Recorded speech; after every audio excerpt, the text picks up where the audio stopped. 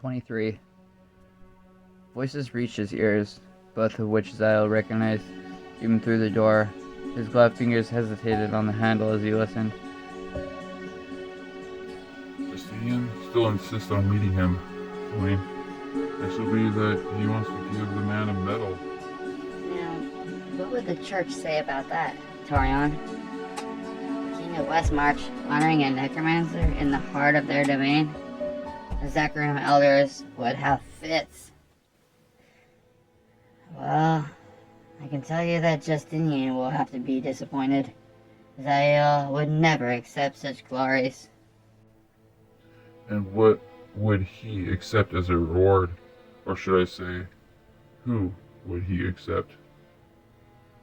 The Rothmanian deemed this the moment to open the door before the conversation turned very uncomfortable for all.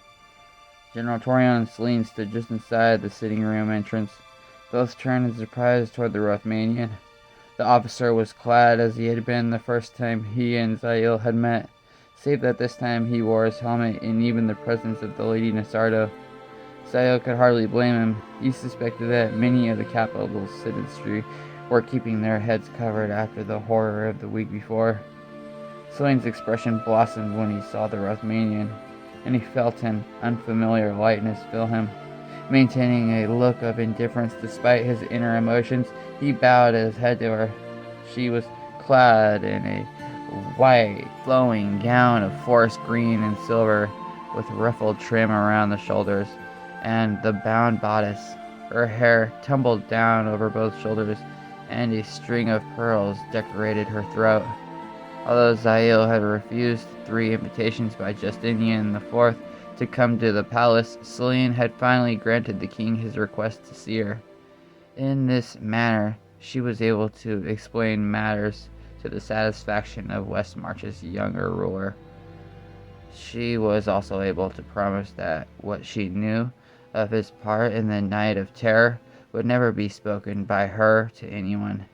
Justinian's guilt was great, but he had been manipulated in the most cruel fashion possible, and even Zayl saw no good coming from letting the truth be known.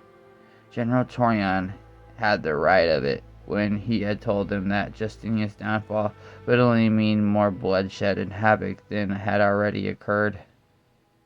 Sorcerer, Greeted Torion. General? Zayl returned, matching the other's brevity. To Selene, however, he said, I am pleased that you arrived back so soon, my lady. Are you really? Her eyes sought to ensnare him. Steeling himself, the Rothmanian added, I would have hated to depart without a farewell.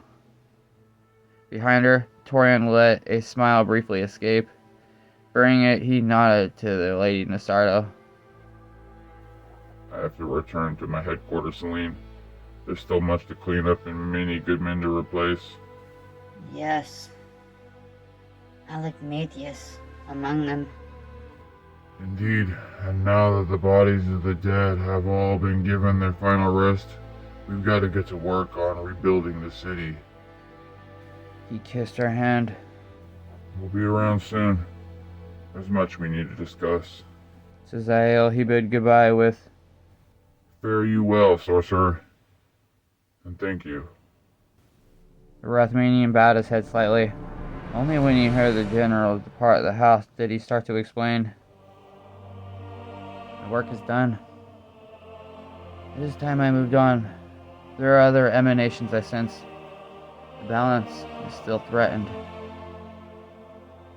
Her eyes hardened. A look of determination filled her expression. Then, I'm coming with you. Your part is done, my lady.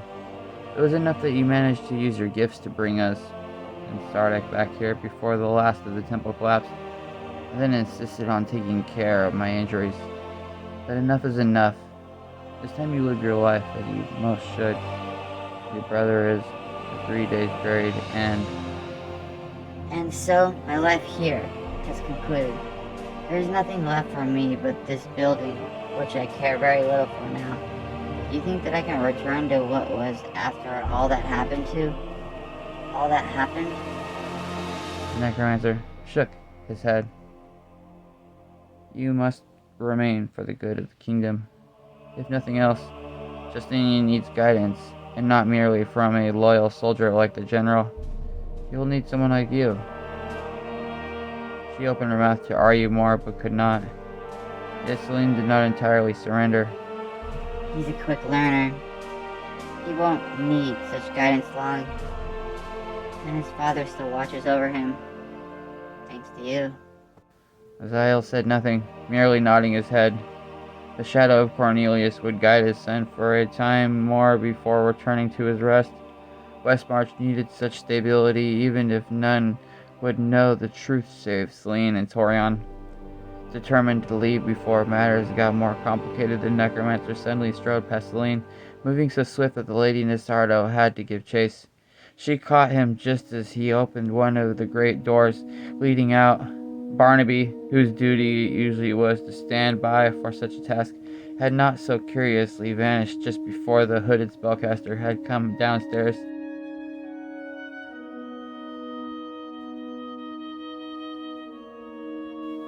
One more thing before you go, said the noblewoman, catching his right hand without any sign of aversion for what lay hidden in his glove. He started to ask her what that one thing could be, and Selene kissed him lightly on the mouth. When she pulled back, there was a hint of mischievous in her smile. a little color serves you well. Just Zayl. The hooded figure bowed his head, then quickly stepped out into the security of the night. At the last moment, he blurted, "Farewell, Selene." Tethered at the base of the Yase steps was a fully laden horse, a horse once belonging to Sardak. Selene had insisted that Zayl accept the animal and what it carried. If nothing else, he had not argued with the gift. The animal and supplies would be needed where he was going. The wind was strong, but the night was clear. For the first time since his arrival, Zayl worked at the bound reins, finding them for some reason more knotted than they should have been. From the pouch at his side, a voice quietly said, "I'd wager my life and afterlife if she's still watching from the doorway of that. It is no concern of ours, Humbart." The skull let out a snort. "Oh, I believe that as much as you do." The knot finally loosened. Undoing the reins, Zayl leapt up into the saddle. As he did, he could not help but catch a glimpse of the doorway. Humbart would have won his wager. Pretending, "Look behind you, Zayl lad, one last time." He did, and he saw that she still stood watching. Although Zayl gave no hint of this to his counterpart, the skull chuckled. "Thought so." The next moment, they rode past the anxious guard and through the gates. The darkness beckoned Zayl on, as ever, both companion and adversary to the necromancer.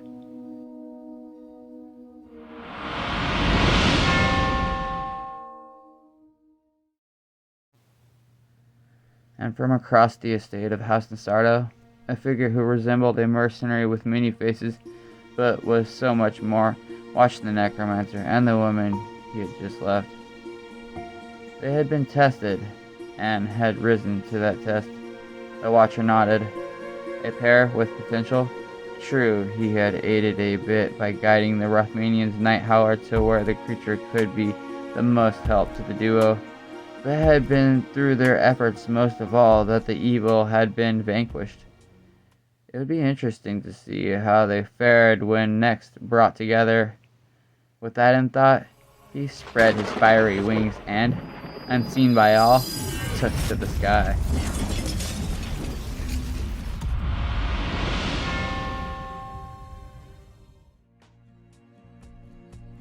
About the author. Richard A. Knaak is the New York Times best-selling fantasy author of 29 novels and over a dozen short story pieces, including The Legend of Huma, The Empire of Blood for Dragonlance, and The Sundering for Warcraft. He has also written the popular Dragon Realm series and several independent pieces. His works have been published in several languages, most recently Russian, Turkish, Bulgarian, Chinese, Czech, German, Hungarian, and Spanish. He has also adapted the Korean Magna Ragnarok, published by Tokyopop. Future works include The God and the Moon, first in the Aquilia trilogy, based on the worlds of Robert E. Howard. Diablo fans will be happy to know that Knaak has also agreed to write The Sin War, an epic trilogy that will explain much about the conflict. He is also contracted to do the 3-volume Ogre Titan saga for Dragonlance, a sequel to his popular Minotaur Wars, and will be concluding Warcraft, the Sunwell trilogy, with Ghostlands for Tokyopop. In addition, he plans other works with the leading Magna publisher. Those wishing to find out more about his projects or who would like to join his email list for announcements should visit his website at www.sff.net/people/Knaak.